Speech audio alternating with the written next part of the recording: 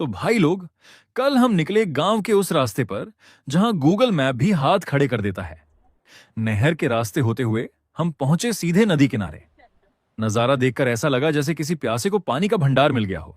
शहरों की इस भागदौड़ में हम अक्सर सुकून ढूंढना भूल जाते हैं, लेकिन जब इन वादियों में आकर नदी के बहने की आवाज सुनो ना, तो ऐसा लगता है जैसे जिंदगी अपनी रफ्तार थोड़ी धीमी करने को कह रही हो। ये पानी सिर्फ बह नहीं रहा, ये अपने साथ शहर की सारी थकान बहाकर ले जा रहा है। सच में कुदरत के पास हर मर्ज की दवा है। नदी देखते ही हमारे अंदर का माइकल फेल्प्स जाग गया। किसी ने लगाई परफेक्ट डुबकी, तो कोई पानी में ऐसे छटपटा रहा था जैसे कढ़ाई में पकोड़ा तल रहा हो। खूब खेले, तैरे और जी भर के नहाए। पर असली एडवेंचर तो तब शुरू हुआ जब पेट में डायनासोर कूदने लगे और हमने मैगी बनाने के लिए चूल्हा जलाया।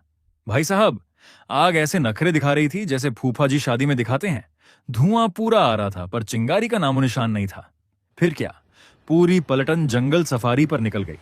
कोई सूखी लकड़ी ढूंढ रहा है, कोई पत्तियां बटोर रहा है। सब ऐसे भाग रहे थे जैसे आदिमानव ने पहली बार आग की खोज की हो। आधा गांव छान मारा, तब जाकर 2 सूखी लकड़ियां नसीब हुई। कड़े संघर्ष और 2 किलो धुआं फेफड़ों में भरने के बाद आखिरकार हमारी मैगी और अंडे ने दर्शन दिए।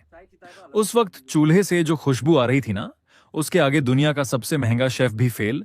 लेकिन ट्विस्ट अभी बाकी था मेरे दोस्त। मैगी इतनी खौलती हुई बनी थी कि अगर सीधा मुंह में डालते तो जीभ का इस्तीफा तय था। अब इतनी भूख में सब्र कौन करे, तो हमारे बीच के आइंस्टीन ने लगाया देसी दिमाग। पूरा का पूरा पतीला उठाकर डाल दिया सीधे नदी के ठंडे पानी में। नासा वाले भी सोच में पड़ गए होंगे कि ये कौन सी कूलिंग टेक्नोलॉजी है। नदी की नेचुरल फ्रिज सर्विस से मैगी ठंडी हुई, तब जाकर हमारी आत्मा को शांति मिली। माना कि मैगी में थोड़ी नदी की रेत भी थी, पर बॉस, दोस्तों के साथ इस स्ट्रगल और जुगाड़ का स्वाद ही कुछ और है। रील देखना बंद करो और तुम लोग भी पतीला लेकर नदी की तरफ निकलो।